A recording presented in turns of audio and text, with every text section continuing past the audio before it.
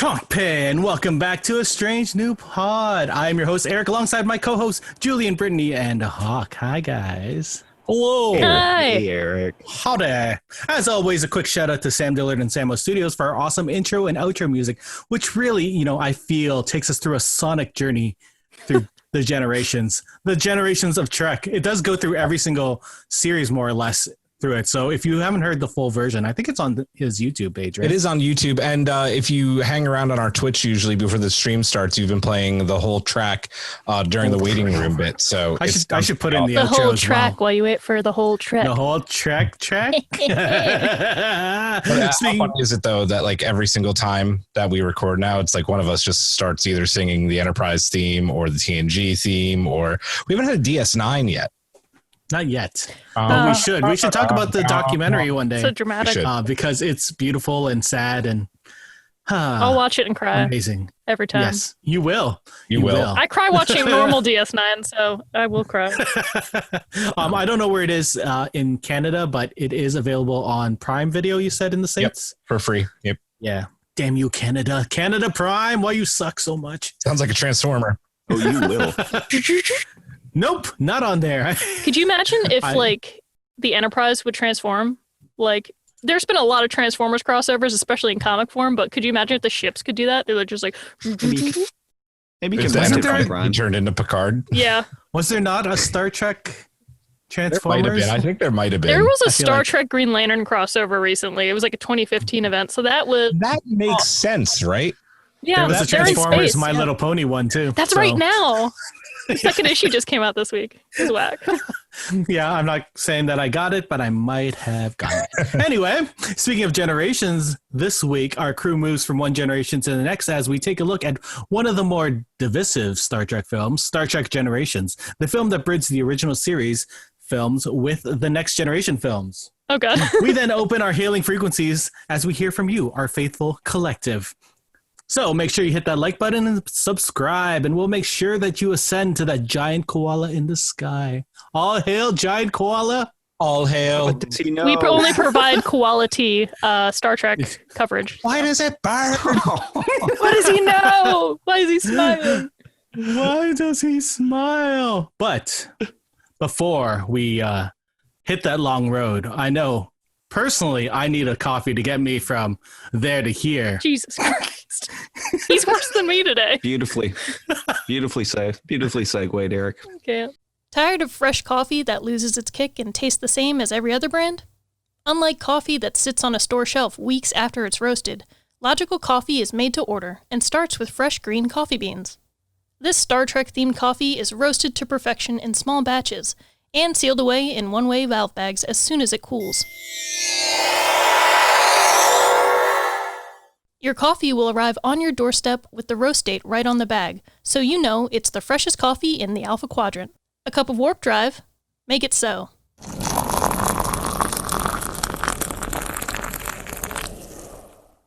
Ah, it's out of this world. Don't settle for the same replicated coffee. Make the logical choice and order Logical Coffee. Use the code ASTRANGENEWPOD to get 20% off your first order. Live long and drink coffee. Yum. What a mood. Who's that young ensign trying to Who is that promote young ensign? I know. Bucking for a promotion. You're right. I like how it's like my voice, but like up slightly a register. That's how you do. That's how I you do know. to make That's it how you do. more friendly. That's what Kevin Conroy did with his Batman. That's with what his, Badgie did. Well, hi there. What can I Hey, Gonna rip out your eyes. I feel like that's just his regular voice. Might be. So, Emma, like wait. every episode, we start with our random question of the week. And I wrote this on actual paper. Oh, Nice. Hey, Eric, Yo. last week, Brittany called it the strange new loop. I think that's Ooh, what I we like call that. it for now Yeah, on. I mean, it's Yeah, always let's strange. do it. Yeah. Well, I will remember that when I write it down later because I don't know where any of my pens are. So our strange new loop of the week is this. We know that Star Trek is no stranger to crewmates having a pet. We have Data's cat Spot, Archer's dog Porthos, and we'll see Tendi with the dog and Disco with their giant cat. And, obviously Pike's going to have his horses. So Damn We right. hope he better. Or we my riot. question, We riot if they don't have a horse section.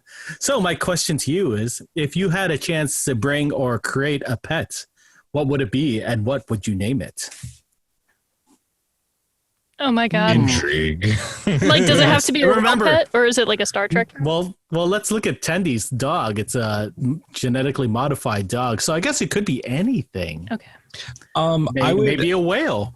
I would be just like Jean-Luc and Chateau Picard, and I would bring my pit bull Kara on board my ship because she's a sweetheart. I couldn't bring my beagle because he would just terrorize the whole crew and bark at them and maybe like bite I someone. was gonna say Jackson's an asshole. Jackson's a fucking asshole. Kara just so- kind of like needs help to like get on the couch. Yeah, he would not be welcome aboard a starship, but I think Kara would do just fine. She would just find a lap and maybe sit in the captain's chair.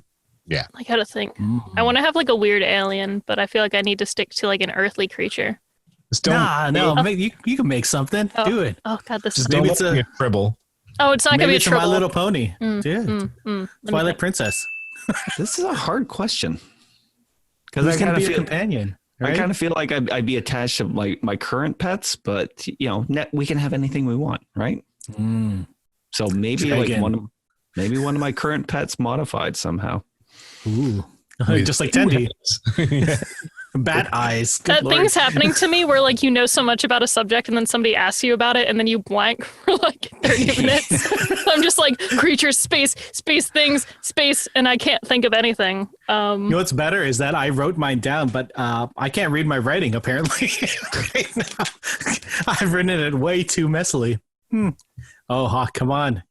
You have a plethora of dogs. I do. I know. And they other be better- animals. Would they be better with wings, though? Yes. I mean, maybe. Yeah. I know what I'd want. do it. I'll stick to earth creatures because my brain's not working. I'd bring a raccoon with me. Why? Because we're so relatable. I don't sleep, have bags under my eyes. So does a raccoon.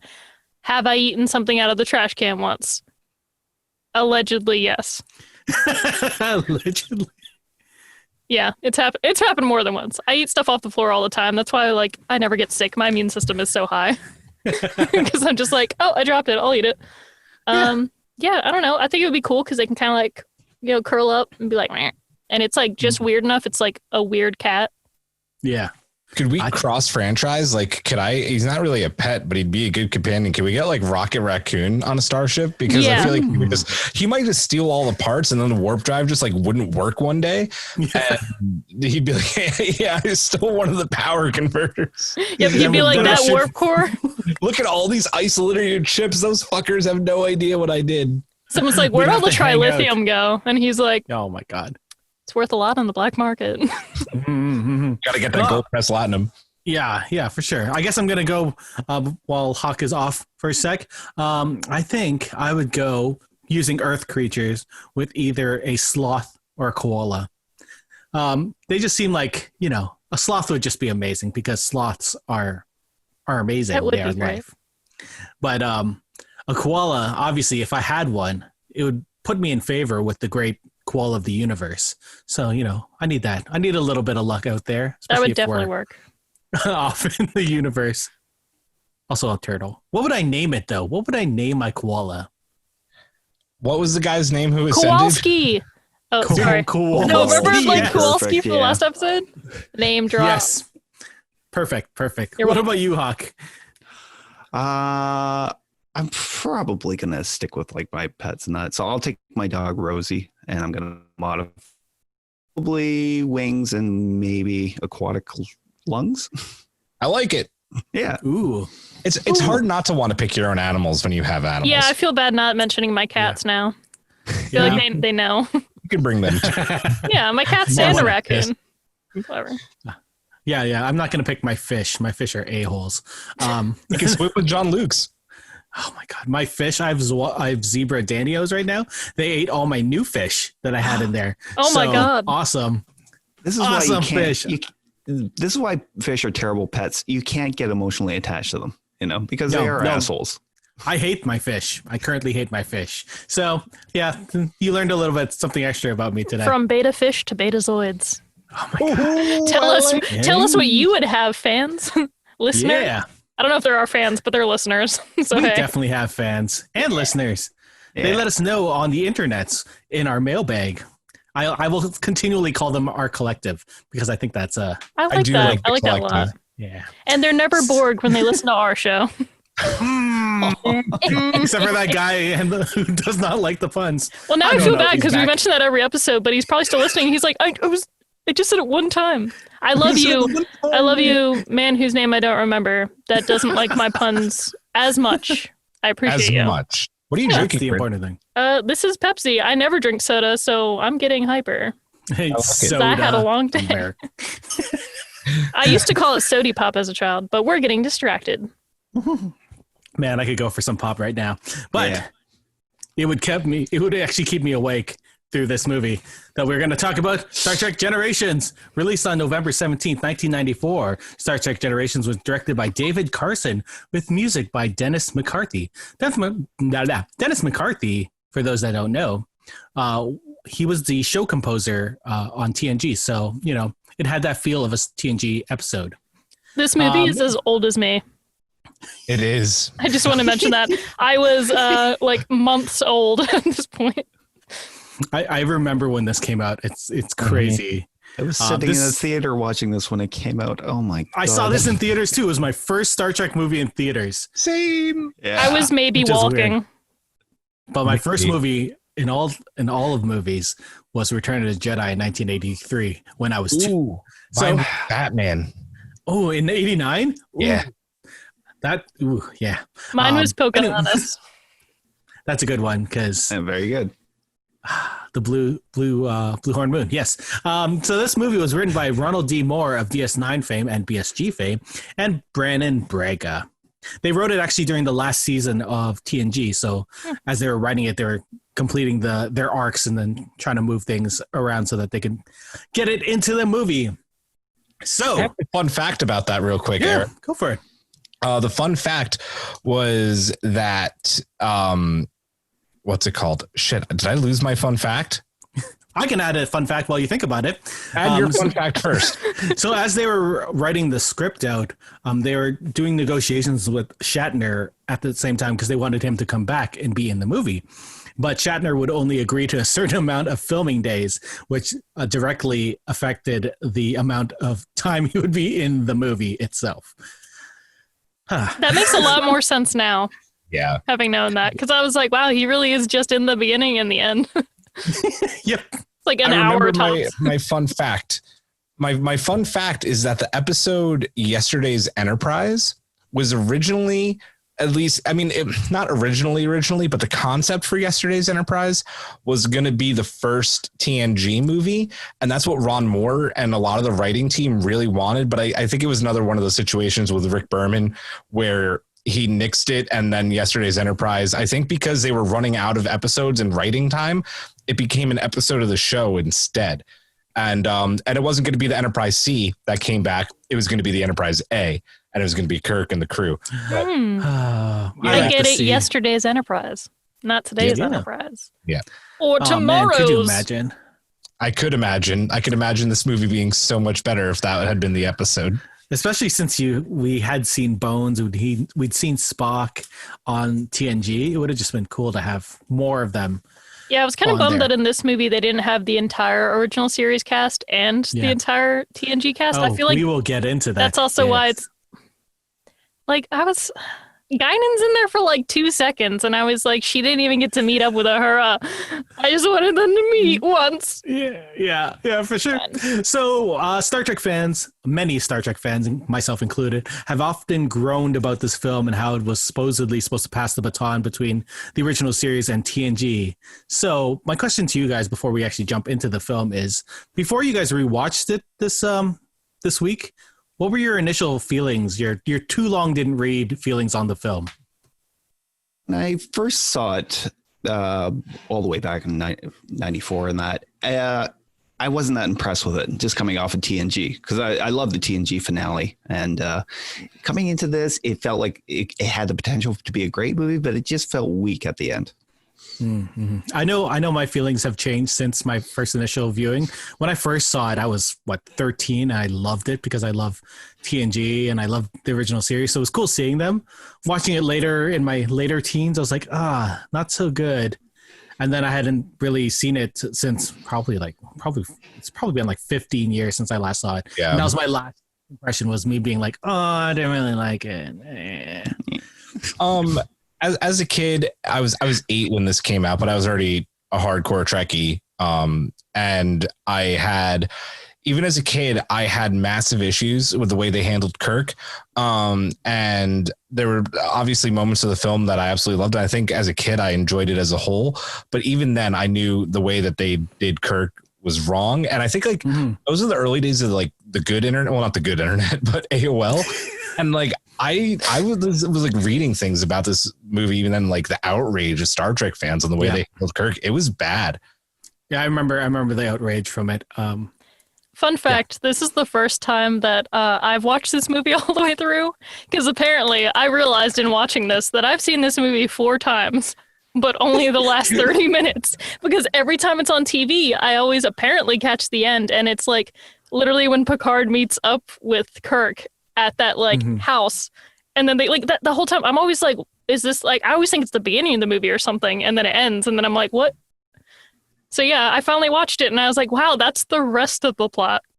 It wasn't good. It wasn't much of it. I'm kind of happy that I've only ever caught the last 30 minutes. But yeah, it's good to say that I've actually seen it all the way through.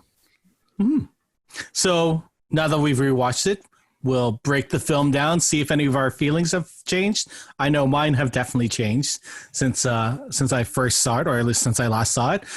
If you, the listener or viewer, if you're live on Twitch, have anything to say, just leave us a comment, email us, or send it our way in the Twitch chat. If you're on Twitter, I'll also be checking Twitter periodically. You can tag us on Twitter, and I'll be looking at that as well. Yeah, that's Twitter @ Strange New Pod. Twitter, Twitch, all the twas, really. Every social media is the Strange New Pod. Yeah, we pop them. It's that whole branding thing that we've done so well. I'm gonna point that over to Julian, who did an amazing job with that. Aw, thank you. All right, the film breakdown. Back in the 23rd century, the film starts off with the christening flight of the Enterprise B, a sexy, sexy, sexy ship that doesn't get enough love, led by Captain John Harriman, played by the wonderful Alan Ruck. Captain Kirk, Scotty, and Chekhov are invited to help send the Enterprise off. The Enterprise B is pressed into a rescue mission to save the 2 L Orion ships from an energy ribbon, since they are the only ship within range. You know, that old Star Trek trope. Classic. Like they're pretty close to Earth, yet the Enterprise B, the brand new ship that doesn't have anything installed until Tuesday, is the only ship in range. Bullshit. Oh, I'm sorry. That's what the B stands for. Enterprise bullshit. Bullshit. I know you love the ship, but they did not have anything installed. It was like having a new computer, and then people are like, oh, what does it do? And you're like, well, I got to install the drivers first. Hold on. Well, it turns on. Yeah. To be fair, this was supposed to be just a press tour of the launch of the Enterprise and that. So, Hawk, that's literally how I described it to Karen, because she hadn't seen it either at all or very long time ago. And I was like, so yeah, this is pretty much the Enterprise just going on the press tour. It wasn't supposed to be able to do a single thing. No. So, well, I wasn't very impressed toward anything in this film. So the Enterprise was able. So the Enterprise was able to save a number of the refugees, but they apparently lose Kirk as he attempts to free the Enterprise from the ribbon itself. That number was 47, by the way. 47 out of 150. Yikes! I know. Oh, yeah. But I think that they did save Guinan and Dr. Soran. Yeah, and those are the only 2 people that matter. Yeah. But I will say they took the ribbon cutting ceremony a little too literally. I know they literally christened it a different way, but like... Didn't even see the parallel there. Thank you. That's amazing. Oh my God, hurts my brain. oh my God. In Soviet Russia, ribbon cuts Enterprise. Yeah. Oh shit! Chekhov was on the ship too. It's true. So we did see Kirk, Scotty, and Chekhov on the bridge again. What were your thoughts on this? It was nice seeing some of the crew. I don't know why I didn't get all of them, but some of them. It was a weird combination. Yeah. Like Chekhov and Scotty. Like I kind of understand Scotty. Like Chekhov, like where was Bones? I listen. I never expected Spock to be there. Let me get that out of the way. Spock at this point, I think, was like starting the ambassador gig. Mm-hmm. Not shocked that. When did DeForest Kelley pass away? Was it before or after this film was made? I think it was after. It was after, but I could be wrong about that. It could have been DeFore. Get off my bridge. You don't need to get shut up, Wesley, for that one. I will say that like it was weird because not only was it just like an interesting, I don't know, group that was there, but also I felt like some of their lines like sounded like at first they were writing them for the other characters. Like I like they would talk and I was just like, well, I feel like a Uhura would have said that or like Spock would have said that. And they just were like, okay, we're going to make Chekhov say it now. To be fair, when Scotty was like, is there something wrong with your seat, Captain? I was just like, that is perfect, Scotty. Right there. That is well written. Yeah. DeForest Kelley passed away in 1999. So he could have been. He could have been there. I think I he feel was like he just should done. have. I think he was just done with acting at that point. That's fair. I don't blame He them. retired in 98 from acting. Couldn't So- they have called this movie The Nexus Generation instead of the next, Generations, the next generation? No? Shut up, Wesley. I'll allow it. Anyway, continue. I know you have 7 pages of notes. So we were talking about the old crew being on the bridge, but only a weird collection of them. I feel like it was nice seeing Demora Sulu on there because that line where they're like, it isn't the Enterprise without a Sulu at the helm. I was like, ooh, heart. My heart is there and I love it. And, it starts that whole idea in Kirk's brain that he never had a family. He didn't have time for it. Whatever. He was always a career man and he sort of regrets that. But it would have been nice to see him show up. I know he's the captain of the Excelsior right now, but it would have been nice to have him there to send off his daughter, stuff like that, Yeah, he's captain of the Excelsior and Tuvok's on there, and I guess he's got a human twin too. Dude, that was my favorite part of the movie. Also, I was going to say, I expected Delessa Sulu, not Demora Sulu. So, But Demora the better.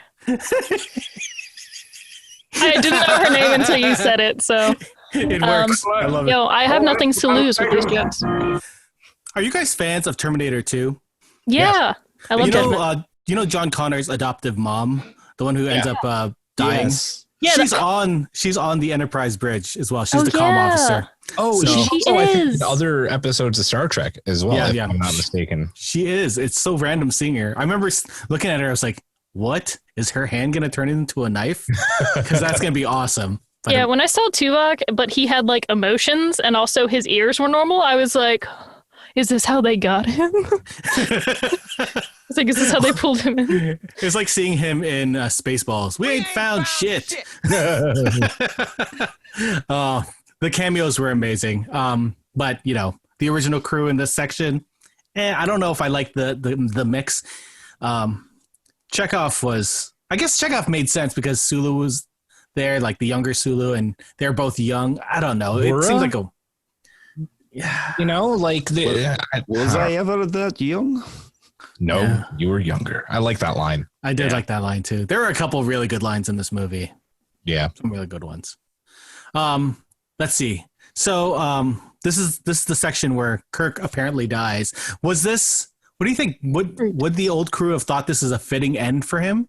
Like he went down to save the Enterprise and I guess he gets lost. I don't know. It seems like a better death than what he got in the actual film. For me at least. But I what feel is like he a should have fitting? just mysteriously disappeared. What I is think a fitting death for is Kirk? like Pike's accident. That's a fitting death. Like, The I thing don't know. is, like, That's I have tragic. no problem. I have no problem with Kirk dying in this movie. I still like, I do have this kind of thing where I don't think that, and especially in modern cinema and modern television, that everybody needs to just be fucking killed off. Like it's just overdone.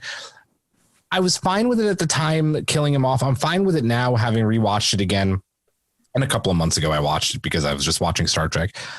But yeah, had this just been the way he went, that would have been fine. And then, of course, he wouldn't be in the movie at all. And I'd have to write a different movie. Fine, whatever. And even if he went some kind of different way during the Nexus stuff, I don't know. Just the way he went like a chump on a fucking ladder just irks me all the time. Mm-hmm. Why wasn't he, much more savage by that fall? I mean, it's scaffolding and rocks and that, and he came out at the end looking pretty good. Yeah. I mean, he's Kirk. James T. Kirk. Yeah. Damn He straight. would die dramatically posing for a hot alien chick, Like, he's just like, rocks? I threw this at an alien once. Is there a random alien chick that I can bone before I die? Yeah. I did it perfectly. This sequence also showed us our first TNG character, Guinan, being one of the rescued refugees. I know for me, I thought it was really awesome to see her, because her story in TNG had always been that she had lived such a long time. She was not the first person on Earth to visit, but one of the first people. I thought it was really neat seeing her come back. I love that she appears throughout time in these TNG stories, which makes me really interested in how she's going to show up in Picard, because she looks a lot older than she does then. I can't wait, though. I love her. I was so excited when they announced her for Picard. I was like, and the way that Patrick Stewart invited her back on that show, it was so good. Her face was, it made me like tear up. I can't think about that clip. Are Elorians immortal, or do they just live for a really long time? From what I've read, I think it's just a long time. They're just very alluring and elongated in their lifespan. Julian thinks I have Hit it. I'm not for that one. Nope. Not doing it. I coughed so hard that I I'm made like that myself Kermit cough. meme. Sips. Except I keep like white balancing myself. Yeah, I'm really questioning her coming back. How they're going to explain the aging and that, because we see both of them that like 80 years apart, and they both look pitch perfect. So Sir Patrick Stewart has aged too, and they are just like he got older. But and now he's a robot that ages. Yeah, he got himself a fancy Gollum body. Woo. Let's not talk about that. Don't get me started. Let's move on to something way better that'll make Picard Julian happy. T2. This movie also introduced the Enterprise B, one of the sexiest ships. Thoughts on this ship? Because I love it. I love it so much. I wish they showed more of it in all of it. I dance every time I hear its name. It is my favorite starship ever. The Excelsior class is my favorite class of starship ever. The refit is even more sexy. It's got those nice lines. It's got a few more impulse engines. I love it. I wish there was more of it, and there's not. But we get to see Talk to me about those impulse engines again. Ooh, yeah. What about those nacelles? We get to see sex nacelles. That's what they say. Excelsior classes in TNG and DS9. So I guess that fills my need, fills the void. I like that its engine sound isn't as high as the D, but still. No, but that's like at warp 6, dude.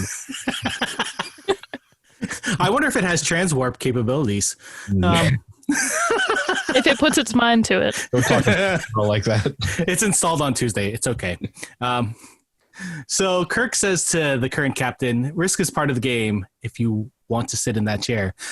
This is the first time we see Captain John Harriman, the captain of the Enterprise B, and his first mission is a little bit of a unfortunate one, especially since it was essentially a press tour.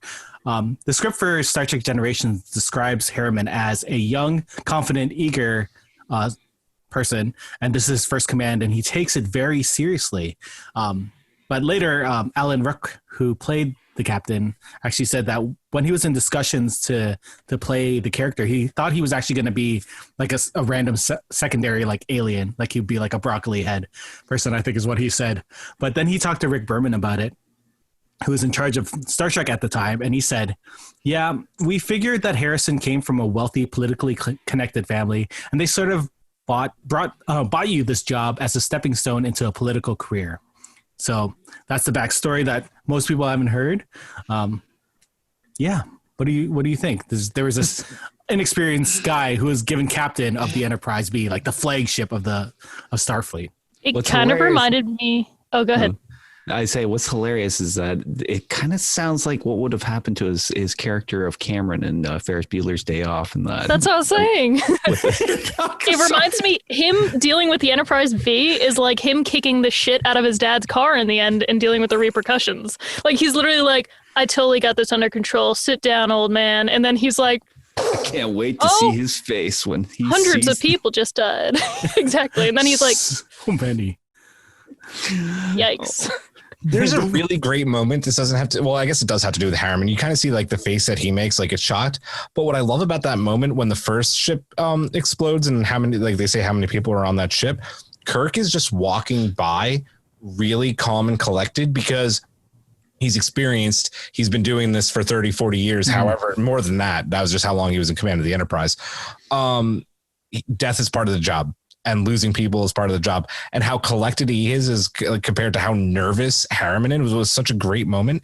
I wish that Berman would actually have found a way to like add like a minute that just like describes this part of Harriman's story, that he is just like this rich kid who probably, you know, just got his career jump started and probably graduated early from Starfleet Academy. And oh, look, fancy new Enterprise. Here's some whatever they pay people with because money doesn't exist anymore.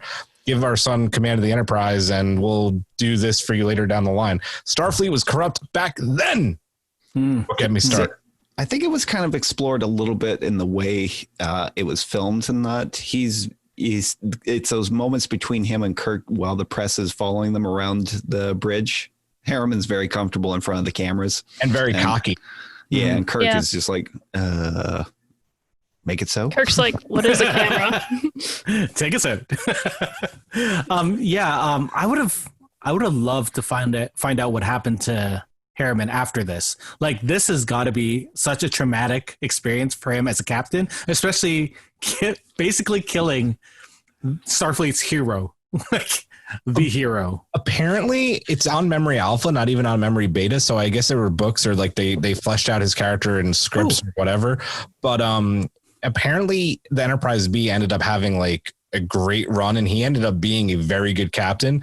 This you would think that something like this would overshadow his career, right? But it didn't. He ended up having a very good career, and good. That's obviously not technically canon, but canon enough, I guess, to be on Memory Alpha. Yeah, but I was wondering if it made him like pull up his socks and get down to business. Yeah, I would, especially Kirk, right? Him being so beloved amongst everyone, especially the ladies. The ladies. Oh God, there's always a Hamilton moment. Always. So after this, we jump to the 24th century where TNG had just finished. We move forward, and we see that the TNG crew is celebrating a promotion for Worf on in the holodeck, Geordi's favorite spot. And he's looking through a telescope, even though he has a visor, so his eyes aren't really anyway, that part really confused me. And Geordi. LeVar is very committed to his work. He's like, I need to look through a telescope. So be it. So after celebrating the promotion of Worf to lieutenant commander, Captain Jean-Luc Picard learns that his brother and nephew have been killed in a fire. Such a tragic way. And oh man, that story point just hurts me. The Enterprise D receives a distress call from an observatory where they discover that nearly everyone had been slaughtered. Everyone except for Dr. Tolian Soran, played by the amazing Malcolm McDowell. He was one of the people who was saved earlier in the film, as we had learned. Due to a misunderstanding on the holodeck during that promotion and some pushing of Beverly Crusher off of the ship, Data decides to install his emotion chip with the help of Geordi LaForge, just so that he can fully understand. He feels like it's time for him to fully understand what it's like to be human. The best B plot ever. Definitely brought us the best gifts. So. Well, and it was a nice throwback if you were a TNG fan, right? Because you knew about the emotion chip from lore and the ramifications and Data's hesitation, because what if he goes full lore and sides with the Borg and, So during a conversation with Guinan, Picard finds out that Soran is obsessed with re-entering the ribbon to get back to the Nexus, an extra dimensional realm that exists outside of normal space-time, a place of what Guinan says, pure joy. Soran was ripped from the Nexus when he was rescued by the Enterprise B with Guinan and those other refugees. So we find out that Soran launches a trilithium probe at the star from his observatory, which causes the star to implode and create a shockwave that destroys its planetary system. Soran kidnaps Geordi LaForge and is transported to a hidden bird of prey belonging to Lursa and Bator. The true hotties of the film. It's so true. What's important about this scene is that Data is there with them, but because of his emotion chips, he couldn't get over the fear that he was experiencing from the firefight that was occurring. Having been unsuccessful in entering the ribbon previously, Soran heads to Viridian 3. There he plans on destroying another star, this time bringing the ribbon to him while killing millions. Picard offers himself in a prisoner exchange for Geordi in an attempt to stop Soran from launching the probe. Unfortunately for the Enterprise, Geordi's visor was altered and he unwittingly transmits the ship's defenses to the Klingons, which I thought was a really cool idea. Human women That are was a great idea. disgusting. Yeah. And how excited Lursa, whichever one it is, Lursa or Betor, get, like, their modulation is a 257.4, and like they were just like, oh my god, we're gonna fuck them up. I love especially it. since like that bird of prey was like what 20 years old at that time. Yeah, and had been retired No way. from service. No and way it was going to they're take even on like- without those codes. Yeah, they're like, we're no match for a Galaxy class starship, dude. So the Klingons attack and the Enterprise sustains critical damage before destroying the bird of prey, reusing footage from the last movie. Riker evacuates the crew to the saucer section before separating from the engineering section and crashes onto the surface of Viridian 3. Unable to stop Soran, the shockwave destroys the planet while both men enter the Nexus. All right, this is the second section, or at least the way I broke it down, the second section of the film. So this is really the first time we see Data with all of his emotions. Like we'd seen little bits and pieces during TNG, and it was much to the detriment of the crew, unfortunately, especially Geordi. He hates alcohol. He laughs at very, very old jokes, which I thought was really funny, and he gets really scared. And there's so many. It's a great acting. Oh no, it's me. He hates alcohol, laughs at old jokes. 7-year-old jokes, though. That was 7 years ago. Yeah, and I finally get it. And you're like, oh my god. It was such a good like acting exercise for Brent Spiner, like just him going through that whole range of emotions, especially after playing Data for such a long time. He went like Joker level by the end, and I was just like, is your mouth okay? He's like, the CG stretching, where it's just like, that's not right. it's like, No, I didn't notice that the first few times I'd seen the movie, and it really like, because all the emotions like trying to like, I guess, connect, and it just doesn't work, so his face gets all fucked up. isn't like that on what stage. Nexus means? Like Nexus means like it's a connection thing. Yeah. Nexus like is almost like it's like a point. a point. Yeah. Like the middle a point that connects everything. Yeah. Anyway, So many Nexuses in this movie. What were your thoughts on seeing Data other than that one section that we just mentioned? I love Data, so I loved every second of it. Mm-hmm.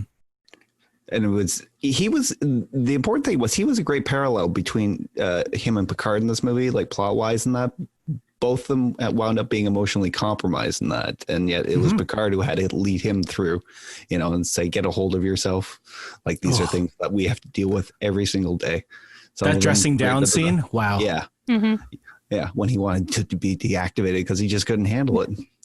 He was like, you serve a purpose on the ship, you need to finish it. I was like, That's one of the notes I took, was that moment in stellar cartography is probably the best scene in the movie. Or one of the best scenes in the movie. The two of them are just so good with each other, and we see that in the next film too. They just play so well off of each other, and it's just so powerful. And just Picard, he does have to give him a dressing down kind of for the first time, because he hasn't dealt with emotions before. And I'm sure it's awkward for Picard in that situation. Like, what do I do with this android who I'm friends with, who hasn't had an emotion until this day?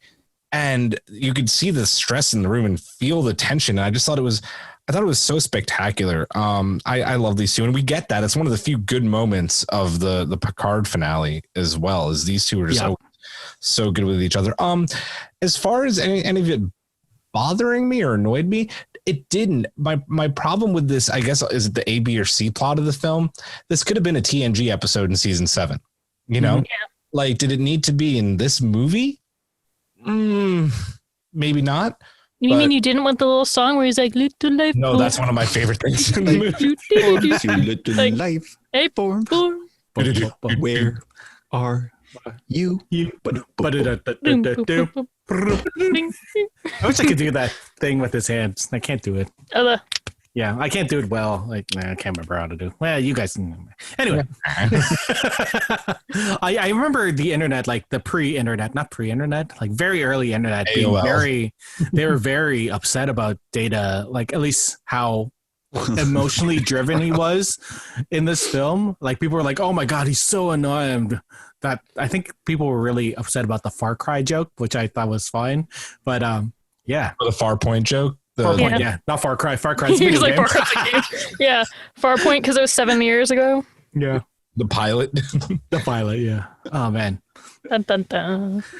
This section also introduces a very tragic plot to this movie, and that's the death of Picard's family. That point really hurt me personally as a fan of the show, just because of how much had gone into them fixing that relationship in the show, and him getting that relationship with his nephew. And it wasn't really just like burned. it wasn't just like any officer receiving bad news from home. I was originally going to tell you Brittany. guys when you asked like how I felt about this film, I was going to say it was lit fam, like Picard's family. But then I finished the film and I realized it was very not lit. Unfortunately, Unlike his family. unlike his family. God.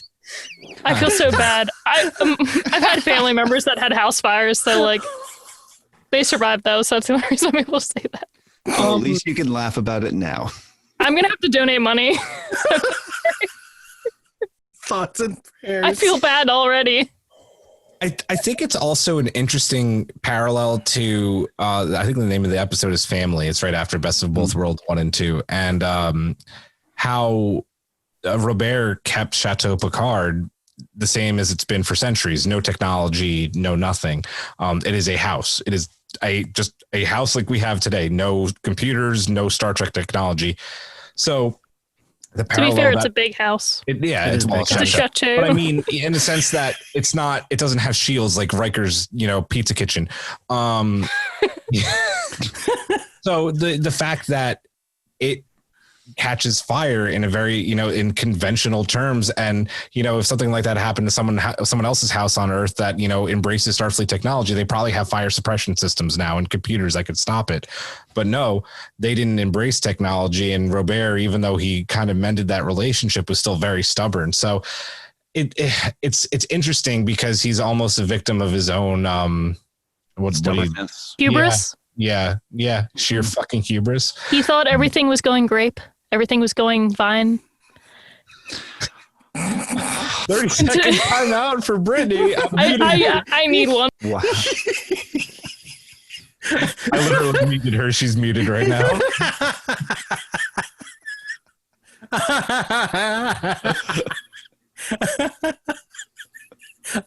Okay, I'm gonna try to comment. Whoo, tears. Yes. So that him losing his family is a great parallel to Soren's. I feel like Soren couldn't get over his loss. Like he had talked about his family, and seeing it in the Nexus is really that driving force for 80 years. It's a Soren subject for them both. I'll mute myself this time. She's like 2 seconds out of the penalty box and already doing checks on other players. That's amazing. What did you guys think of this parallel? These two parallel Soren and Picard. Oh my god! All jokes aside, I actually really liked that parallel, and I felt like it fed between the two characters so well.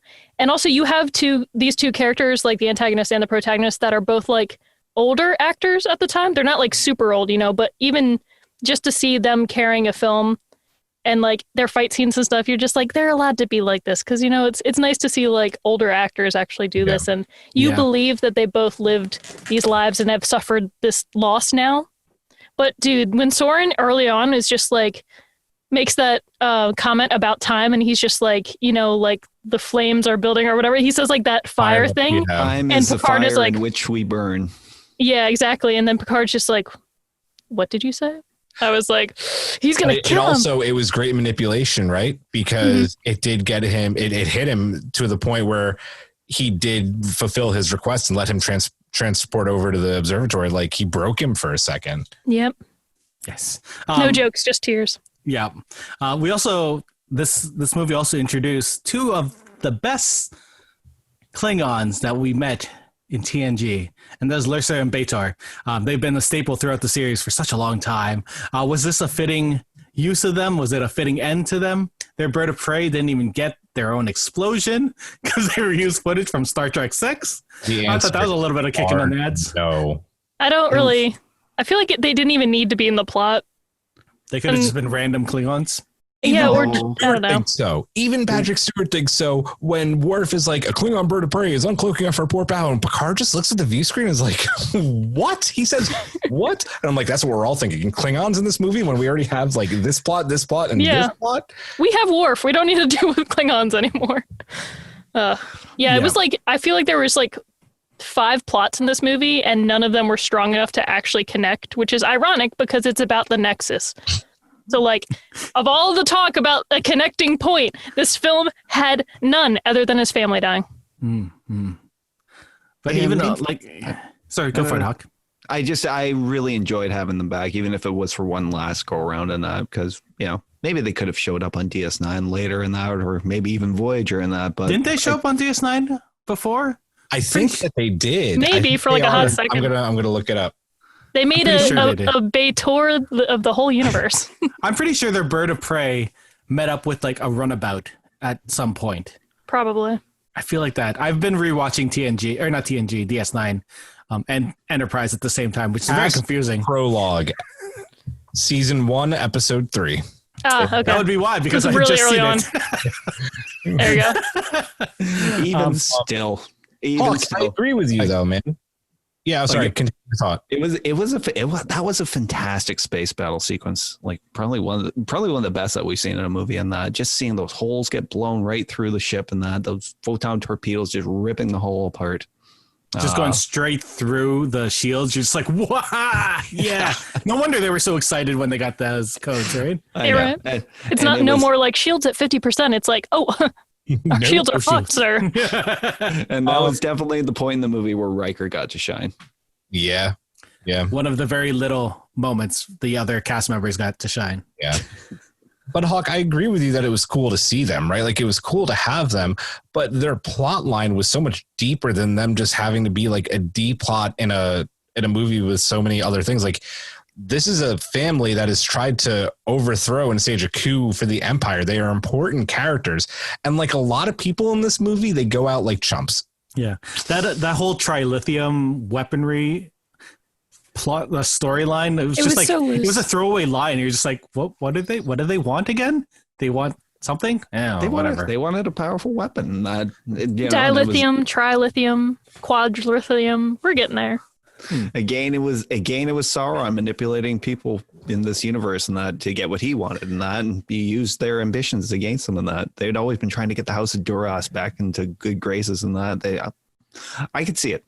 It made sense to me. So yeah, they were in such bad graces they didn't even get their own explosion. Yeah. Sauron should have just stayed in Lord of the Rings. He had a better plot there. I know it's Soran, but yeah. And it looks so out of place when you see it, doesn't it? They zoomed in a little bit. Like my camera on this thing, it's too close. Yes. Anyway, to the Nexus, into the unknown. Oh, wait, we're not going to talk about the Enterprise D? Did we? Oh, yeah, we forgot about the Enterprise D. It crashed. It separated, which was nice to see on the big screen. I remember seeing it and be like, yeah, that's what I imagined it back in Far. I almost said Far Cry. Farpoint. Yep. Riker said, "Ladies, discs out for Harambe," and just slid in there. Just crashed on that planet. What I didn't expect was seeing a joystick for the Enterprise. That was an insurrection. Yeah.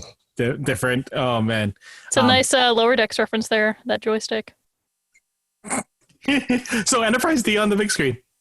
Beautiful. It did look incredible on the big screen. A lot of the cinematography in this with the ships and everything, it would look really incredible. Excluding the bird of prey explosion, but everything else looked fantastic, ship to ship. One of the things that I loved about this movie the most was the way that they changed up the Enterprise lighting. Everything in TOS era and during TNG is this very sterile starship lighting, right? And in this, it was very moody, and it was cool because it made sense for where they were. They were orbiting a sun. This was right by the Amagosa sun, and the way they lit the bridge, they made it a little bit darker. They added some alcoves in there. 10 Forward looked really cool with the sun just shining in there. I don't know who the cinematographer was, but it looked fantastic. As far as Enterprise D, not gonna lie, not my favorite starship in the world. But I'm kind of happy they destroyed it because it made way for one of the sexiest ships ever. I love the E so much. Yes. It's so pretty. I was gonna say the lighting gave off real Enterprise D energy. Big Enterprise D energy. It's funny because light requires energy. No. It's funny on 4 levels if you think about it. God. You will tonight at 3 a.m. Going off the lighting that Julian said, I also noticed that when they lit it, they made it look like the hallways weren't carpeted, which we know all of them were. Yeah. It actually took away a lot of that weird late 80s nouveau style of design, which I very much did not like the carpeting of. Who's going to vacuum that ship? Anyway. Robots. The ensigns, Lower decks. Sonic vacuums. Sonic vacuums. Anyway, let's go into the Nexus. Or what I call, hello there, Papa. Hello. Picard finds himself in an Elizabethan-era home, surrounded by an ideal family, including his nephew, who we remember died in that fire during Christmas. But he realizes that this is merely an illusion. An echo what of would Guinan. have given him that hint? I know. Like Elizabethan times. Everyone's in those nice little coats. His and family is French, but he's like Petty. so British. Like it just kills me sometimes where I'm just like, can you have a little bit of French, sprinkle a little bit in there for me? I'm dying. When did he do A Christmas Story? Like, I remember he played Scrooge in the 90s. 2 days later. I feel like they just took that set and moved it over here for TNG, and they're like, "Can we get your family from that to play your family in Generations?" That was his dream. That was Patrick Stewart's dream. Anyway, an echo of Guinan tells Picard he can go wherever he likes, and he chooses to find help in Captain Kirk. Kirk and Picard cook eggs, play with dogs, and go horseback riding. And just everything more is bro stuff. just a little bro. And this is the part of the movie I always see when it's on TV. So I'm like, oh, it's just bro stuff. And then Kirk dies. Okay. It's so random. And it's like this perfect time for Kirk. But then he's like, nothing about this is real. Nothing makes sense. He goes back to those thoughts that he had on the Enterprise B. Picard convinces him to leave the Nexus and return to Veridian 3 shortly before Soran launches the probe, which I sort of still don't understand. Anyway, working together, Picard and Kirk are able to distract Soran enough for Picard to lock the probe in place, causing it to explode and kill Soran. Kirk is unfortunately fatally injured during this, and Picard buries him in a makeshift grave. In the end, Starfleet arrives to retrieve the crew of the Enterprise, and Picard and Riker talk about the legacy of the Enterprise and how it will not be the last to hold that name. I like that as the ending. I thought that was really sweet.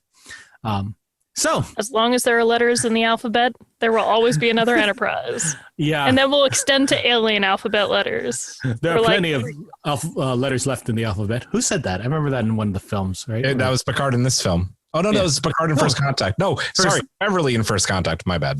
Woo! Yeah. I was looking for it in this one. Nice one. Baby so it seems that Picard's good place is A Christmas Carol. What were your thoughts of him living in a Dickens era England? Get the fuck out of here. There's something to be said about that, right? I guess it's kind of, it echoes like the brothers' sentiments about where a family should live and how they should be raised and that, and maybe there's a little bit of that in Picard too. That's the only explanation I can think of. That Well, it goes back to what Eric was saying, right? About Picard regretting not having a family. Or no, sorry, you said that about Kirk. But no, I said that about both of them. Yeah, and how Picard basically thought that because Robert had kids, like he was off the hook, and now he thinks he's a little too old. It's Star Trek. I don't think he's too old, but that's besides. He's got that new Gollum body, so don't. Picard actually says to Troy when she's talking to him, like going through the news, he's like, now there will be no more Picards. So yeah, sad. I can relate as the gay in my family. She needs it. She needs to crush that. I agree with your joke. I'm sorry, Brett. Oh no, you're good. I just said I can relate as the gay in the family because when he's like, oh no, like if they don't have kids, like now it's down to me, and I'm just like, crickets. Open my brother has kids. He seemed to approach it like it was an obligation that was lifted from his shoulders. He was relieved by it because he's so much career minded and that he never envisioned a family because it's like there wasn't a place for a family in his life. Yeah, so he was a career man, right? His crew was his family. Yeah. He had Picard Day. That's better than Father's Day. But I don't like that. I don't like that he says that in such finality, that there will be no more Picards. Like he could start a family even aboard a starship. He could, like, I'm not just saying this to be funny, like he could kindle that relationship with Beverly. It happens in the alternate future and all good things. Like it could happen, but he's just like, nah. I thought that was kind of out of place in my opinion. He's also Elnor. Like there's a lot of grief. So I think he's dealing with like just knowing that life can end at any point. Like he's dealing with so many emotions that like it's coming out that way. But I don't think that he's like completely given up hope. But you're just wondering, like, maybe Picard just legitimately didn't want to have a family. Now he feels like that's a burden that he has to carry for his family, which would be really rough. But I think he's dealing with too many emotions like Data to actually, like, you can't give what he says any sort of final weight like he's giving it because he's just being dramatic. You know how Picard be. And I remember in this film, he's talking to Troy and he was talking about how his father played such a big importance on family. Like they talked about the Picards at this point in history and this point in history and this point in history. So that name was always important to history. At least I think he thinks that in his brain. We fought at Trafalgar. We earned the Nobel Peace Prize. We went to Mars. We went and we were the first to whatever Mars, not terraform, but that other thing. Colonize Mars. It's also important in the episode where is it Journey's End where Wesley goes off with the Traveler? Not sure. Maybe. Wouldn't that be the beginning of his journey? But on the planet he tells Picard that he committed atrocities. There was one of his ancestors I think did something bad, and this was his way of yeah you know what I'm saying. I know the episode because it's the one where Wesley starts realizing like he warns the people in the town that like this is what they're gonna do. They're gonna try and take you on their starship, and I'm like, Wesley. Yeah, it was Journey's End. That is Journey's End. Yeah, for sure. Okay. Yeah. I thought it was a little weird that he went to this Elizabethan house instead of imagining his chateau. Like, I think that would have sort of rounded things out a little bit more, like made it more personable to him. Unless it was supposed to be, and it didn't. Here's the other thing I thought is that the Nexus represents basically whatever you want in that. And Picard is somebody who kind of lives a lot in the past. I mean, like, our first scene with him in the film is that him on like some Clipperton, sort of the Clipperton, that, he's a guy who lives in the past and that. And if the Nexus can be whatever you want, then it's, naturally, the first image of a family in that forms, it's going to be it's going to be like in a place of his choosing in the past. Maybe for him also, like, it's hard when people deal with like something that terrible that happens, especially when it deals with like the loss of a loved one or like a trauma that happens, like to picture that place as it was beforehand, like, because then all you can do is kind of picture it how it is now. So I think in his mind, even not having seen the fire, if he tried to picture the chateau, they probably even would have done this in the film to be even more dramatic, but he probably would have appeared there and it would have been like just as burned and it just would have like destroyed him. And he could have like fallen to the floor like Pike from the cage. pretty much. So like instead, the Nexus just kind of went with what I guess would be healing in that moment, or would keep him in like a better state. Because I think if he would have pictured the chateau, he would have pictured it either on fire or afterwards and charred, and then he probably just would have pictured their bodies and been distraught. For sure. Definitely something of pure joy. Speaking of the Nexus, we see that the shockwave destroys the planet with the Enterprise and everyone on it. But doesn't the ribbon go through the planet? Wouldn't everyone be in the ribbon? I was confused about this point. What I assumed is that the ribbon didn't go through the whole planet. It went through a section of it, and that and then the shockwave destroyed it. Yeah, calculated precisely by Soran, and that the Enterprise, the saucer section, probably went down in a different part of the planet and escaped the ribbon. Yeah, if you look at the ribbon in the movie, it's actually not as big as you think it is, and I think that's what Hawk said. Precise calculations got to that literal exact point to get him, and the fact that the Enterprise crash could have been on a completely different continent or something. Yeah. So the ribbon and the Nexus are only there for like happy thoughts. Is that the case? Yeah. Would it be ribboned for your pleasure then? I was going to say something kind of similar. Girling, I'm done. So this film saw the death of Captain Kirk, and he was left in this makeshift grave. There's something that just doesn't feel right when he's just left like that. I feel like the Federation would have, taken him back and done like some sort of ceremony, or they probably did. Someone showed up 2 days later and we're like, you know what? We should probably take this grave and give him the send off he deserves. I don't know. It just seemed weird. Yeah, there's two ways of looking at this, right?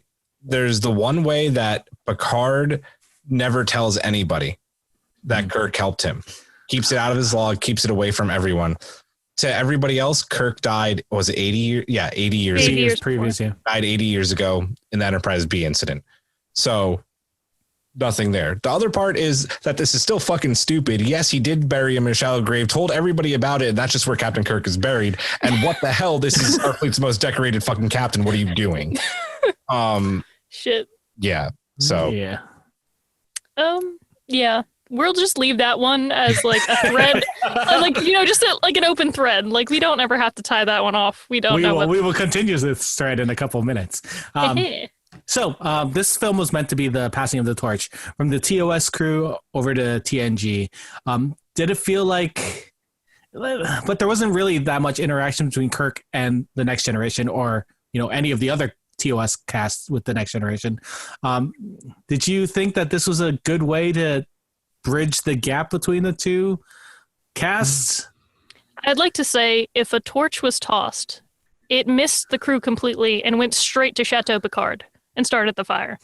Like whatever torch passing they wanted to do in this movie completely missed its mark and destroyed everything we know and love. Damn, Brittany, that is a hot take. No pun intended. Pun intended. I'm going to hell. For such an important moment, it did feel empty. His death, everything. It just felt like, I'll just get one more appearance in that without, having a really great storyline to go out on.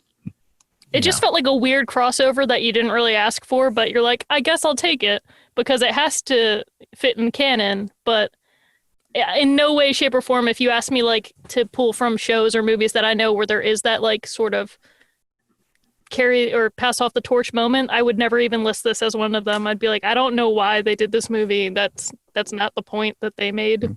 Yeah. And really, sorry, Julian, did you want to add to that? Well, there's just so many like little things they could have done in this movie to make it a little bit better. Like that to show that these worlds are actually connected instead of these really like not organic moments. Take, for example, near the end of the movie when they're on their horses and Kirk makes that really great speech to Picard about retirement. And it's like, don't retire, don't accept promotion. Like, I really like that scene. And then he says something to Picard about, I take it we're going into imminent danger and the chances are grim. And Picard says, you could say that. And then Kirk mentions Spock. And if Spock were here, he'd say that I was an illogical something human. And in that moment, I'm like, connect the fucking worlds, people. Yeah. God knows Spock. Mention that you know Spock and be like, you know, I met your first officer. He's a great guy, and I think he'd be really proud of you in this moment. Say something like that and connect the worlds, man. Instead, Picard's like, Spock? Who's that? Who dat? You Spock, who dis? It actually looked like he was sitting there. It's like, I do know him. Do I tell him? Do I tell him that I know him? Yeah. I'm just going to let it slide. I'm just going to let it slide. I did like that Kirk was like, sounds like fun. That was a very Kirk moment. Yes. But not only does the TOS crew not really get a good send-off in this, but the TNG crew doesn't really get anything either. Other than Picard, Data, and Geordi, the rest don't really do anything. They get little moments, like Troy gets to talk to Picard for a hot 5 minutes, and then I'm going to stop using fire terminology. I ruined it. Dirty the episode, man. I mean, it's just so hard because this wasn't a cool movie. No. So Troy gets that part. Worf gets promoted. Ooh, yay. Crusher gets pushed in the water. Did anyone else get? No. Guinan talks for a couple seconds, and Guinan, I blinked and she was gone. The most she did was when she was Ghost at Christmas Past and fucking popped up in his Christmas Carol, and was like, "You need to get back to work on your shit." And I was like, "Thank you, Guinan. That's all we needed. Some guidance." Guinan might have actually gotten more screen time than Beverly on this film. No, for sure she did. Yeah. Yep. It was the Picard show. This is literally the Picard show. This was with a sprinkling of Data. Yeah, with a sprinkling of Data. The Picard show was also on CBS All Access. Do you notice that all of the Star Trek Next Generation films all had a very similar theme, and that they all dealt a lot with Picard and Data? That was generally the theme: Picard and Data. Data getting assimilated in First Contact. Data going rogue in Insurrection. Data fucking dying in Nemesis. Data. The Data Picard show. Yep. It's just the day-to-day sort of shenanigans that ensue. I love it because you can tell I don't even plan these jokes. I just say them. Yeah, and they make me happy. We did talk about Guinan and how she was sort of just a little ghost there, but she only appears in this film, and I guess, did they never make another 10 forward in one of the other ships, and she's just gone? I don't know what happened. The Enterprise E is like a warship. There's probably a lounge, but I don't think it's like the family 10 forward bar with, no, I don't think Guinan has a place on the Enterprise E. That makes me sad. Yeah. She could crawl into Jeffrey's tube, she could make a place. Speakeasy on the Enterprise. You never know. She just pops out of a Jeffrey's tube you're going to need this and some advice. Yeah, because the whole kind of geopolitical landscape of the universe, by the time First Contact came around, and that had changed, war with... Yeah. War with the Dominion changed a lot. Yep. Yeah, Dominion definitely did that. Yeah. So, after this film, William Shatner was looking at his bank book and was like, you know what? I need more monies. And you know what gets me more monies? Star Trek. So, Shatner ended up co-authoring a number of books that followed the events of Star Trek Generations, most notably The Return, Avenger, and The Ashes of Eden. In this book series, set in the, I believe, Shatnerverse is what they called it. I'm not even joking about that. In it, Kirk's body is exhumed by the Romulans, who are now working with the Borg. He is resurrected using Borg technology, and his Katra is restored. Kirk is also implanted with false memories, causing him to turn against the Federation, and is sent off on a mission to kill Captain Picard. Yeah, you did that. Kirk overcomes his Borg programming while he is on DS9. He's in prison there. Yep, yeah, your face is the perfect thing for this book. I'm hearing this all for the first time. Yeah. While on DS9, where Bones oversees an operation performed by Dr. Bashir to remove the Borg implants. Dude, speaking of Bones... This is a way better movie. What the fuck? No, but Bones would have been fucking dead. Bones was on Death's door in Encounter at Farpoint. Okay? Who knows? Space technology. Space technology. He could have hit a ribbon too. You don't know. So after he becomes good, Picard teams up with Kirk to destroy the Borg central node, which connects all of the Borg cubes together. Their nexus. Yeah. But the catch is the one who deactivates the central node must die. I don't remember why that was the point. Classic. Anyway, Luckily enough, Kirk is saved when an alien species who was released when the node deactivated rescues him. Later on, Kirk sort of goes on this solo journey throughout the universe. He's like a remember the Incredible Hulk, the TV show where he goes around town to town helping people? Kirk does that. Isn't he captain of the USS Sovereign, which is the class of the Enterprise E? I don't know if he does that, but I know that Kirk goes off. Then he teams up with Spock to avenge the death of Sarek. That's one of the later books. Which wasn't a bad death. Wait, when did he write these? Was this in the 90s? Yeah, mid to late 90s. Man, cocaine's not even an excuse. No. So, No, it's always an excuse for Hollywood. It could be. Yeah, you're right. I was just thinking like Stephen King 80s level cocaine. Oh no, no one can get the Stephen King level cocaine. Yeah. Because no one can write like Stephen King. What are your thoughts on this continued storyline? He actually pitched this to Paramount as a movie, but they were sort of set on doing this whole TNG era of movies. And they like the idea of Borg, which is why the next movie was First Contact. Having never read these novels, they sound awful, and he should have stuck with Tech War. They are awful. So is Tech War. I was going to say you had me in the first half, and by that I mean the first third, not going to lie. And then you continued with the next 2 bullet points, and I went. And it stopped maybe it unraveled. I don't even say that in praise of Tech War. I just mean that he should have just stuck with Tech War.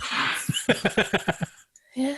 What about you, Julian? Did you end up reading these books? I think you said you read the first one. I read the first one in the book I'm thinking of, where Kirk is now captain of the USS Sovereign, is actually called Star Trek Spectre. And he's different series. He's in the you can't see it. He's in like the new uniform and everything. They actually designed new uniforms for this movie that were sort of like the old TOS, like the double-breasted ones. But they ended up not using them, which is funny because the toys that were released for Generations used those preliminary designs. All the toys are designed wrong. It happens all the time.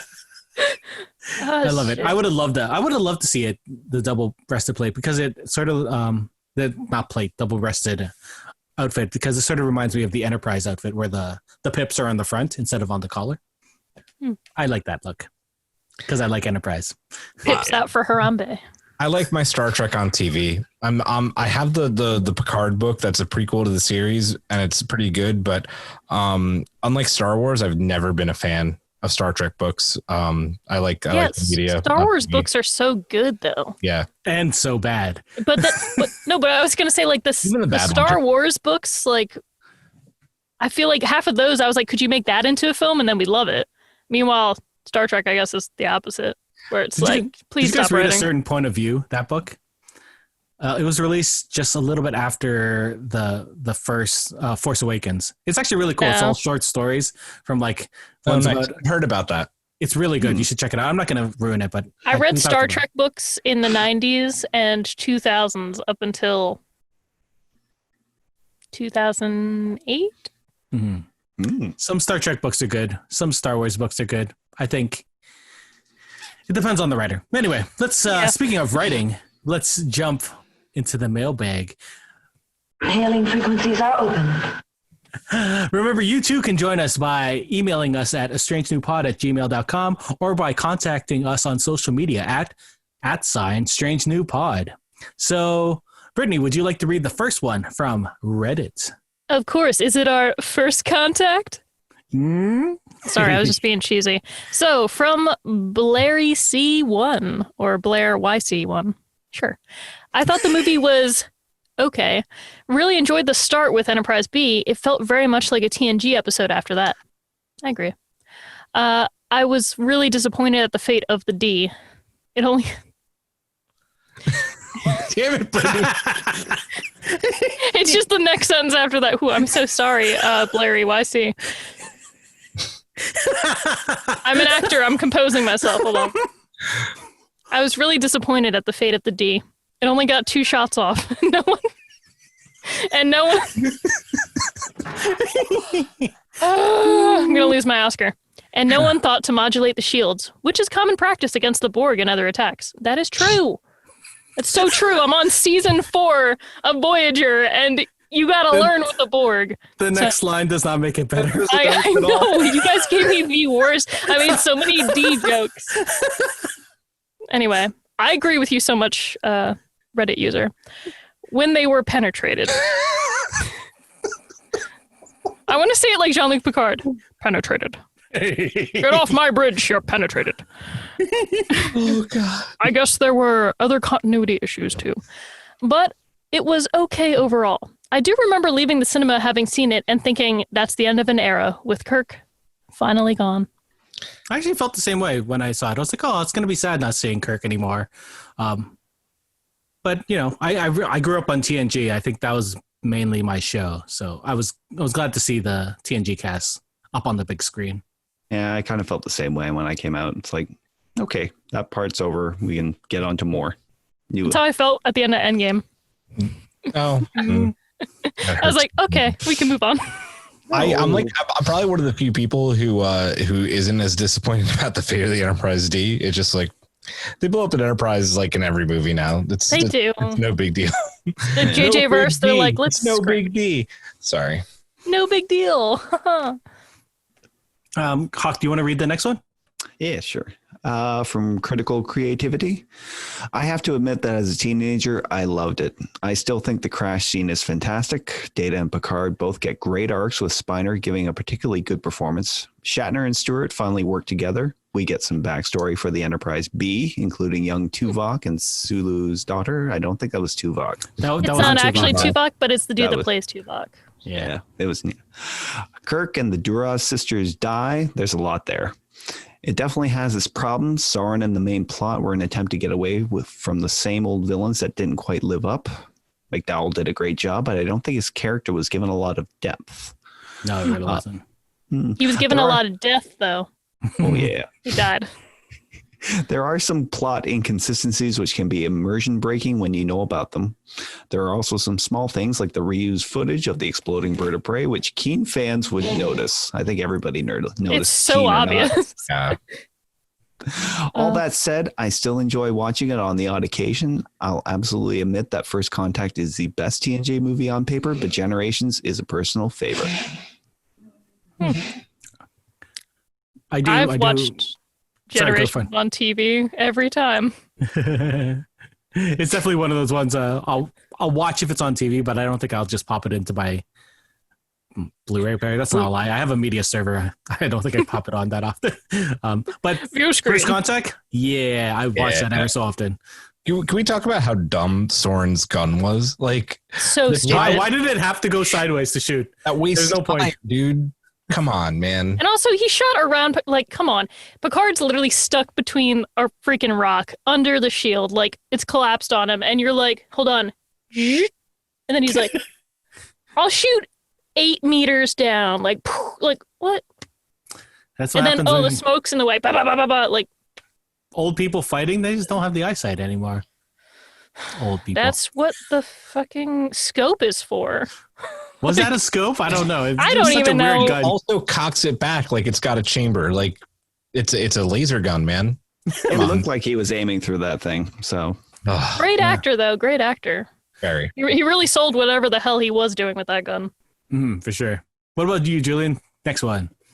From King of Jacks 16. I think I may be in the minority here, but I've always enjoyed Generations. Not a great movie by any means, but a solid mid-tier Trek movie. The movie feels like a TNG episode with a movie-sized budget. I would agree with that completely. The movie had some funny moments, as in Data pushing Crusher off the boat and remove the plank. Poor I like that part. Klingons do not like the water. They're like cats. Yeah, like cats. Space cats. Some of the Space criticism is the Data emotion chip subplot seemed squeezed in there. I think I mentioned it would have just worked as a TNG episode. I think it could have been handled better. The Nexus part of the movie was a bit rushed, in my opinion. I'm not a huge fan of the final fight scene. Neither am I, man. It was okay, but I would have preferred something else. If Picard and Kirk could go back anywhere, anytime, then why go back to a moment where you have just minutes before the rocket goes off? Just go back to where Soran was on the Enterprise and arrest his ass.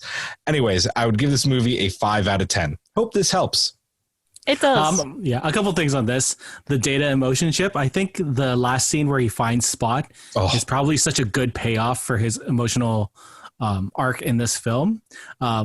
Picard going back much earlier, then there would have been like 2 Picards at the same time, and we know from TNG that's a bad thing. He's gonna have to phaser himself or something. No, though that's not the case. No, that's not the case, though. I know. No, I was just joking about that. Oh, okay. Sorry. No, go for it. Go for it, though. Well, no, I was just gonna say though, because they said you can go back to any time, any place, so it wouldn't be going back in time and being duplicates. It's literally like we're implanting you where you were actually happening when it happened. Anyway, fuck the Nexus. I do like that at the beginning of what's his username? King of Jax. He's like, I may be in the minority here, but I've always enjoyed Generations. But by the end of it, he only gives it a 5 out of 10. That's a true Trek fan right there. Where they're like, I always enjoy this 5 out of 10. I think you take what's there, the little bits that you can enjoy, but then, you got to give it an honest rating. Yeah. I would give this like a 6. Maybe, or 7, 6, maybe 5 or 6. I agree that like he says the chip subplot seems squeezed in there, like just like the chip, it's just kind of like forced in there and like should not be there, but this is where we're at, so we got to accept it, just like Data and our emotions. It's a really good point about the Soran plot. Just go back and arrest his ass. Yeah, throw him in the brig. But then we'd have the Enterprise D going forward, and I don't want that ship. I want the E. Mm-hmm. All right, I'm gonna go with Jimmy. Jimmy's the best cop. Is he though? Who knows? I hope so. Be a good cop. We need them. Yeah, it was okay, kind of fun. I just think they thought of the least imaginative concept. I mean, DS9 did a TOS crossover 1 million times better. Should have did something with the city on the edge of forever. Ooh, where the 3 main cast members of TOS and TNG get flung someplace in time. Then you could have saw each crew and ship either try to rescue them or deal with the timeline consequences. I don't know. It was just the worst possible concept, so any script was going to be bad. But it had a couple things working against it. I mean, they got a TV director to do the film. He never even keep his own show. He was like a TV mercenary director, a couple episodes on every show. Why in the world would he be chosen for a crossover and the first TNG movie? He has 0 film experiences before Generations. And why would you write a feature film and a 2-hour series finale at the same time? Well, money. I mean, I love some Ronald D. Moore. Not really sure how much of Generations was his idea. He usually does that one. He usually does good. Maybe he was just overextended. All the mistakes were made in creating and production of it. Anything would have failed under those conditions. Can I just say, Jimmy's the best cop just roasted this guy harder than Renee and Robert. Like, this man is like beyond 3rd degree roasted. Wow. Actually, that is an appropriate soundbite. I'll play that again. Get your shit together. The TV director comment, like, TV directors go from show to show. They don't just stay with one show. Like Jonathan Frakes moves throughout different shows. He doesn't just direct for Star Trek shows. Same with for the first TNG movie to bring on a that's fair. Director was maybe not a great call, but then again, like you just said, like Frakes directed First Contact, and it's arguably the best Star Trek movie ever made. So, yeah, it's because Frakes don't make mistakes. Nope. Yeah. Yep. Any other thoughts on you were gonna mention the Ronald D stuff? Ronald D. Moore? Yeah, I mentioned it at the beginning of the show, but Ron Moore definitely had a version of this film that he wanted to make, and that turned into yesterday's Enterprise. So we know how that ended up. Yeah, fair. Cool. Can I get Twitter? Yeah, you can get Twitter. From Joe at the Funniest Frontier podcast. Yay. Base is the Funniest Frontier. Way to go. Star Trek Generations is my least favorite of the TNG movies. I didn't like any of the Kirk story. It felt tacked on and unnecessary. It just felt like a convoluted way just to kill Kirk. The only cool part for me was watching the saucer section of the D crash land on the planet. Are you Kirk? The D. I'm just getting like the most interestingly worded. I should just never do mailbag. Also, I hated the Enterprise B being a refit for the Excelsior class. The next We had fighting words on Twitter a while ago. It was fun. Maybe he was just being funny. No, we had a good talk. The Nexus didn't make any sense. It was a big letdown coming off of All Good Things, which was such a good series finale. Yeah. Agreed. All Good Things would have made a better movie than Generations. I agree with that. Yeah, you're right. The Nexus actually just kind of felt like the Telosian's mind control, Pretty much. It's just an illusion. Yeah. I think everybody said it in the mailbag and we've said it throughout this episode, that this was a feature-length TNG episode. Like, the 2 Stargate SG-1 movies they made after the series ended, like that's what this was, except it actually went in movie theaters. Yeah. Yeah. It's funny because I think back to the pilot of TNG, and Data and Bones are walking down the hallway and they're having just this little chat. And that felt like a way better passing the baton moment than this whole film. Yeah, you're not wrong. Yeah. Anyway, any final thoughts on the film before we send this off into the ether, into the Nexus? Just like Data, I have no thoughts, just emotions. Too many demotions. Too many about I this. meant emotions. Am I correct in thinking that after doing this podcast and this episode that we maybe don't hold this movie in a very high regard? And we may have thought we did at the beginning. I had way more fun watching it this time than I had like the last the last couple times. Like it was all right. Yeah, it's okay. It's just like not a good plot. Like you can tell there was a lot that was just missed, and it could have been something better. Had maybe everybody from both crews been aboard. Yeah, on board for it. I had a good time. I had a good time when I started watching it last night. I thought probably the first hour is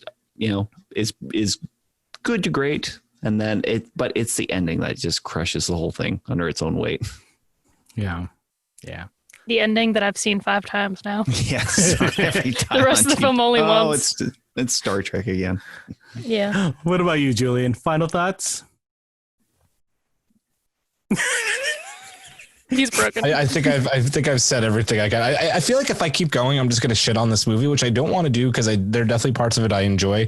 But the more I think about it, and being an adult now and thinking about the way they did Kirk, I'm just like, dude, he's literally the reason, not the reason, but he's Star Trek, like he was the first, and you just, like you said, Eric, he's buried in a shallow grave. Like, come on, man. Listen, but then, sorry, it's like taking it into his own hands and writing books. Like that was maybe a dick move too, though. Sorry, Hawk. I did tell you the story about the stalker Ron D. Moore had after this, right? Nope. I'm sure I mentioned it on a previous one on that, but it was from he and Brandon Braga did an interview with Rolling Stone back when First Contact was released, and they were talking about like how the reception of Generations kind of affected him, and he told the story about this guy who kept phoning and leaving a message on his answering machine for months after the film was released, and it was always the same message over and over again. And it was. Was it like, you killed Kirk, now I'll kill you? Like, was it something like that? Pretty much like that. Ronald D. Moore, you know who you are. You know what you've done. Now I'm going to come and blow your fucking head off. Oh, good Lord. Jesus. And he said the guy kept sending the same message over and over again. That's not cool. That is very not cool. What guy doesn't know is that Ron Moore's got 2 fucking battle stars at his disposal to rip that guy. Yeah. So overall, I think I didn't mind this film as much as I remember disliking. It was all right. 5 out of 7. Just like that. 5 out of 7 Generations. You lowered the bar just to make it fit. Just 5 out of 7. So there you have it. The film that passed the baton from one generation to the next, sort of. There was definitely, at least it burned something. I'll give it a 5 out of 10 for how many crew members had any sort of plot or lines in this movie. Oh my God. I'll give it a 5 out of 10 for how many critical systems were left on Earth and not installed until Tuesday. It's so funny. Not even the medical crew was there. Oh my dude! No oh doctor, my God! nothing. Oh my God! How do you leave? How do you leave the dock without a doctor? A dock? It's literally like it's in the name. Whatever, the supposed bay. to be a pressure. One dock. So let's throw this question off to you, the listener. What did you think of Star Trek Generations? Let us know on social media at at Strange New Pod on Twitter, Facebook, and Instagram.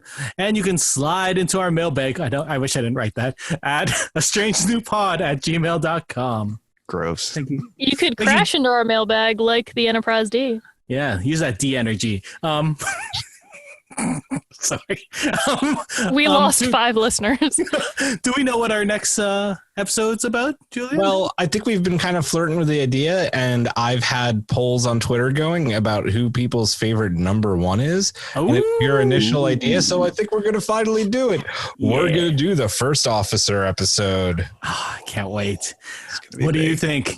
Let us know. We're on social media everywhere. And if you're down for watching us live, we record on Twitch on Thursdays and some Saturdays. So come see us live, comment live. We will react to you live.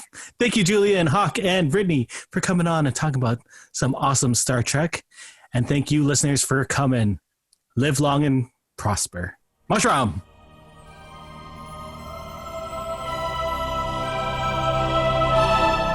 Thanks for beaming into our podcast today. If you want to keep the hailing frequencies open, you can subscribe on Apple and Google Podcasts, YouTube, and Spotify. Like what you hear?